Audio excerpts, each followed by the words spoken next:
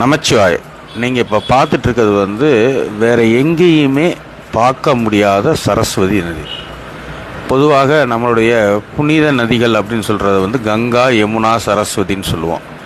கங்கை கங்கோத்திரியிலையும், யமுனை யமுனோத்திரியிலையும், இந்த சரஸ்வதி மட்டும் வேறு எங்கேயுமே பார்க்க முடியாத அந்த மானா அப்படின்னு சொல்லக்கூடிய பத்ரிநாத் கோயில் போயிட்டு அதிலிருந்து மேலே கூடிய போகிறப்ப மானான்னு ஒரு வில்லேஜ் வரும்.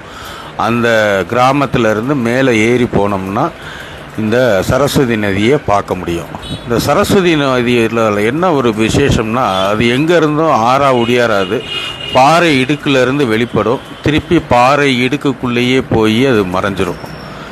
ஆனால் இந்த நதியை வேறு எங்கேயுமே நம்ம கண்ணால் பார்க்க முடியாது. இவ்வளோ பெரிய நதி அப்படின்னு சொல்லக்கூடிய நதியினாலே பெரிய பராக்கிரமத்தோடு இருக்கக்கூடிய ஒரு நதி தான். ஆனால் அது எங்கேருந்து வருதுன்னு தெரியாது, எங்கே அது போய் முடியுதுன்னு தெரியாது.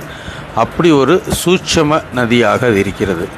அப்படி இங்கே ஒடுங்குற நதி நம்ம காசி பக்கத்தில் அலகாபாத்தில் சொல்லக்கூடிய பிரயாக் அப்படின்னு சொல்லுவோம். அந்த இடத்துல இந்த கங்கை, யமுனை சேரும்.